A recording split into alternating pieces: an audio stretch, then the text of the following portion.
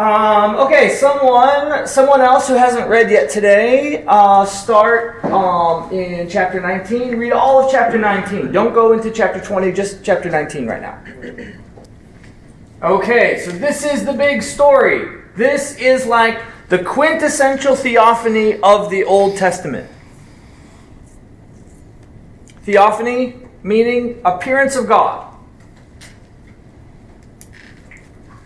From Greek, theos, God, and phino, it's like means to appear, to see, something like that. Like the quintessential appearance of God is, right, it says, notice how the text says, right, the Lord descended. Right? God is up here in heaven, right? We're down here on earth, never the twain shall meet. Well, at Mount Sinai, the twain met. Right? It says God actually came down and his presence was manifested on top of this mountain.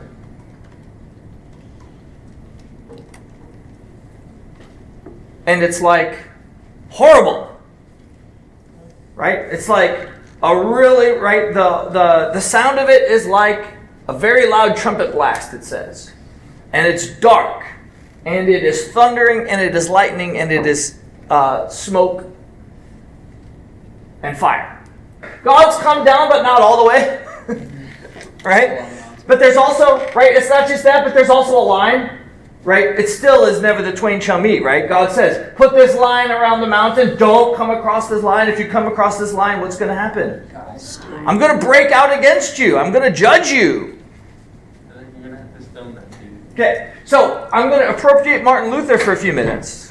Okay, Martin Luther, I really like Martin Luther, by the way. I think he's a cool dude, and has great theology. So he talks about that in the Bible, there's theology of the law and theology of the cross.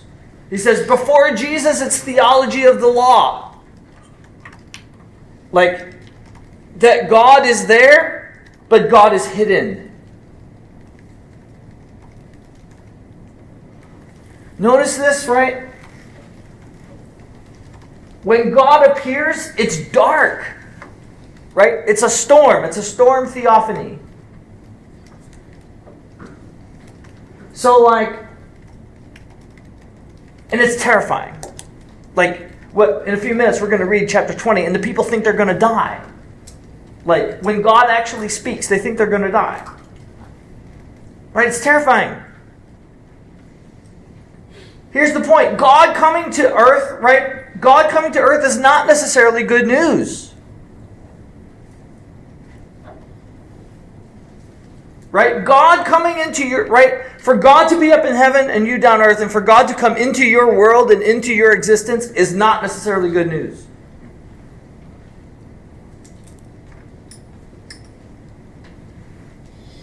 If God were to do that, you'll die.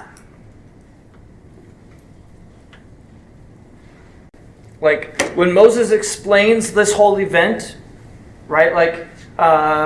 Moses says, right, this has happened to you right, so that the fear of God will be with you, to keep you from sinning. Right? We should know, if God comes into our space, that if God were to come into our space, we'll die. Right? We are fundamentally different from God. This goes back to the idea of sin, right? We're sinners, we have offended God, we deserve to die. This is the fundamental presupposition of the Old Testament. So what's special about the Ten Commandments? What's special about the Ten Commandments is that the Ten Commandments are the actual voice of God. Did you see that? Right? The Ten Commandments are not only God writing them on the tablets. Right? In the story, the Ten Commandments are actually God speaking from the top of the mountain. That's as far as God got before the people are like, no more. Does this make sense? This is so important, right? The Ten Commandments, these are not given through Moses. These are direct revelation from the voice of Yahweh himself.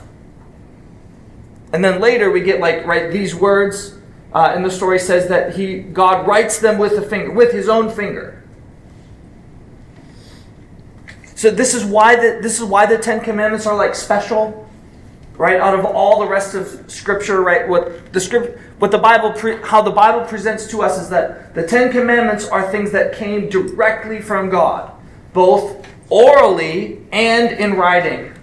Did you get that? Orally and in writing. Orally and in writing. Orally and in writing.